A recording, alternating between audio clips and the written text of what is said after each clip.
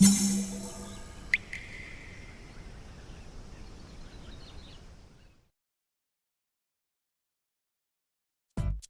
うも、底辺アクアリスト黄昏です。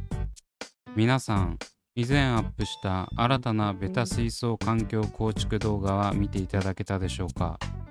まだ見ていない方は概要欄にリンクを貼っておきますので、ぜひ見てやってください。人生初のベタを飼育して1年ちょっと、うまくいかないところもあって残念ながら落としてしまったのですが、よくよく考えるといろいろな課題を残していました。そういった問題点をできるだけ潰しつつ新たなベタを飼育するべく、前回は機材を購入して実際に水槽をセットしていきました。とりあえず前回はベタを入れるところまではお見せしておらず、基本的に失敗だったなと思った点を改善した環境構築をお届けしたんですが、今回はついに本命のベタをお見せしていきます。しかも実は今回紹介するベタは一度も動画に出していないんですが、すでに飼育して1年が経過しようとしているところなんです。それもそのはず、初めて飼育したベタロウが1年ちょっとで落ちてしまったので、環境を改善してももしかしたら失敗するかもしれないという心配があったからです。導入してすぐに落としてしまったら視聴者さんにも後味が悪い気持ちにさせてしまいますし、ある程度今回の飼育環境が良かったのかを測るためにも寝かせておいた感じです。とりあえずそろそろ初飼育のベタロウと同じくらいの期間飼育ができるので、前回の環境改善は少し意味があるのかなということで満を持して登場します。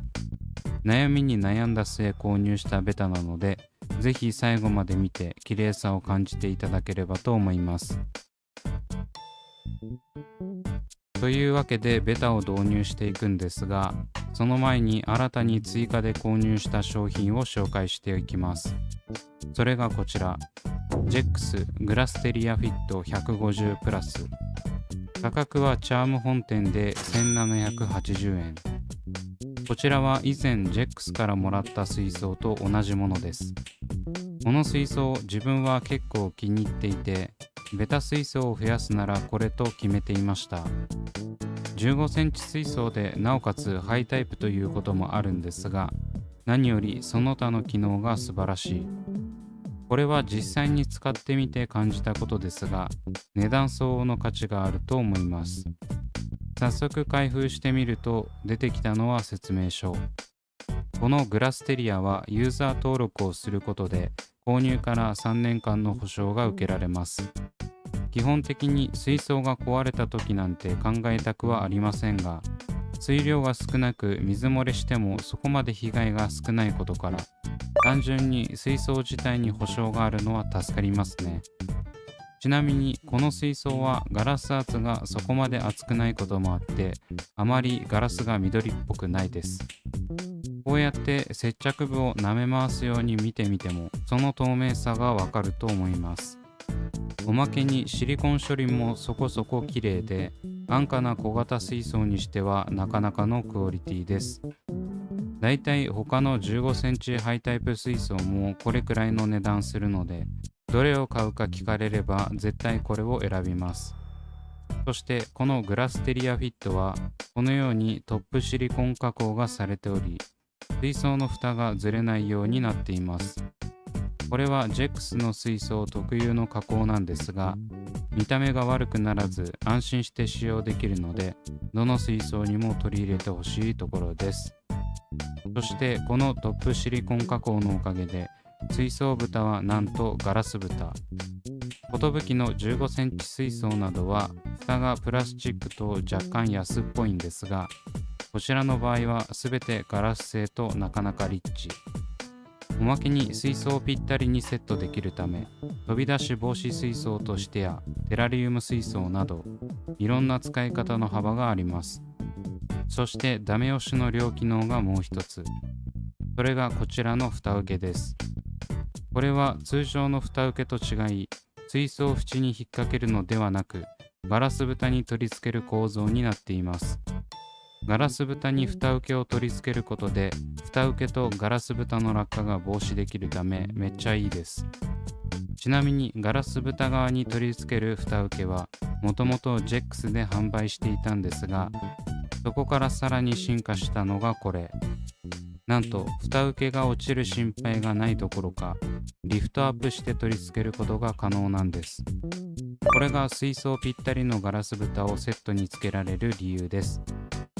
基本的に小型水槽は寿の水槽のように四隅にエアーチューブやその他機器のコンセント類を取り付けられるように切り欠きが必要なため、必然的にガラス蓋ではなくプラスチックが採用されるんです。それがこの水槽の蓋受けであれば、このように数ミリの隙間を設けることができるため、生体の飛び出しを防止しつつ、エアーチューブやコンセント類を通すことが可能になります。機器によってはもう少し高さが必要なこともありますが、同梱されているスペーサーがあればさらに高くすることも可能。完全密閉から2段階の高さ調整ができるのはすごいですよね。もしこういった小型水槽を検討されている方がいれば、真っ先にこの水槽をおすすめします。現状最強の15センチハイタイプ水槽です。というわけで2つ目の水槽を用意したということは、ベタが2匹いるということなんですが、水槽を同じしたところでまだ周辺機器が揃っていません。なのでまた買い足してきました。まずはこちら、スターペットベタのグラスサンド。価格は確か400円くらい。こちらは前回のものと違い、いろんな色がミックスされた底砂です。この底砂はベタのヒレが傷つかないように丸っこく角がないものになっており、見た目だけでなく安全性も高いです。正直最近だと100均のセリアで同じような底砂が売ってるので、そっちを使ってもいいんですが、ない場合はこちらを使うといいと思います。ちなみにセリアの底砂も同じ丸っこいガラス製なんですが、このスターペットのものよりも粒が大きいです。前回は洗わずにいきなり水槽に入れた後、結局洗い直すという二度手間をしてしまったため、今回はしっかり水槽と底砂を洗ってから導入しました。底砂の色は白色が多く、オレンジや黄色、青などの石が散りばめられています。そして続いて登場するのがこちら、スターペットベタのフィルター。こちらも先ほどの底砂と同じメーカーのフィルターです。個人的にはこのフィルターがベタ水槽に入れるなら一番しっくりきています。シンプルで無駄のない構造をしているため、必要最小限の存在感でちょっとした安心感が得られるのがいいところ。続いて出てきたのはこちら、ジェックスベタヒーター。こちらも以前立ち上げたベタ水槽と同じ構成にしています。このヒーターが一番目立たないと思っていますが、もっと薄いやつもあるみたいなんで、もしかすると違うやつの方がいいかもしれません。10W と低出力ではありますが、小型のベタ水槽であれば全く問題なく加温してくれています。一昨年の冬は室内加温なしでだいたい26度くらいをキープしてくれてました。ベタの適正温度はいまいちわかりませんが、これくらいで維持できるなら問題ないと思います。最後に浄水器を通した水を入れれば完成。前回と全く同じ構成の水槽が出来上がりました。やっぱり隣同士で置くなら同じ感じの環境にしたいですよね。そういった意味でも水槽から同じものにする必要があったわけです。セット後の映像をしっかり撮ってなかったようで恐縮なんですが、こんな感じでセットしました。お休みリーフを1つの水槽に2個取り付けていたのを分散させて1個ずつにしてます。その他は全く変わらず、底砂からフィルター、ヒーターまで全部同じです。こうやって統一感出すのがすごい好きなんです。センスがあるかは別としてなんか揃えたくなっちゃいます。ちなみにもともと照明はジェックスのピテラを使っていたんですが、2つに水槽が増えたことで、こちらも JEX からもらったフラッティを使いました。水槽ももらって照明ももらって、このベタ水槽の構築は JEX の力あってのものです。というわけで、この環境を構築して現在はそろそろ1年が経とうとしている頃合いです。水槽を立ち上げてからすぐに導入したベタ2匹を満を持して紹介していきます。まずはこちら、ベタ丸です。真っ黒な顔と綺麗な青色が特徴的なオスベタです。購入した当時は尾ひれの先がもっと白色だったんですが、飼い込むうちにどんどん青に侵食されていきました。最近ちょっと元気がなくて心配なんですが、食欲もあり今のところ大丈夫そうです。このまま順調にいけば最初に飼育したベタロウの1年ちょっとを超えられます。ちなみに価格はそんなに高くなかった記憶があります。正直この色のベタを購入したのは先代のベタロウに似ていたからというのもあるんですよね。青色が好きなのも理由の一つですが、やっぱり近い感じのベタを選んじゃいます。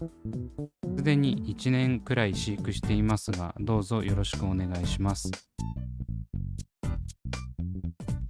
続いてお見せするのがこちらのベタ子です。見ての通りダンボ系のメスベタです。メスベタって基本的にオスよりも地味な個体が多いんですが、ベタ子はダンボであるためメスでありながらなかなか優美な感じが出ています。なんか口に雪丸の毛らしきものを加えていますが気にしないでください。オスの白ダンボもいたんですが、メスベタも飼ってみたいなということで購入。こちらの方がベタ丸より価格は高かった記憶がありますが、メスベタということもあって同じ種類のオスよりはリーズナブルでした。正直ベタは一期一会感が強いので、購入するときに価格はあまり見ないんです。気に入ったベタをお迎えするのが一番いいですしね。3匹目にして初のメスベタ、1年を超えてどうなるのか気になるところです。というわけでいかがだったでしょうか。新たな水槽環境を構築しつつ1年間隠していたベタたちをお披露目していきました。ベタは愛嬌があるためできるだけ長生きしてほしいんで、この動画を見て何かアドバイスがあれば教えていただけると幸いです。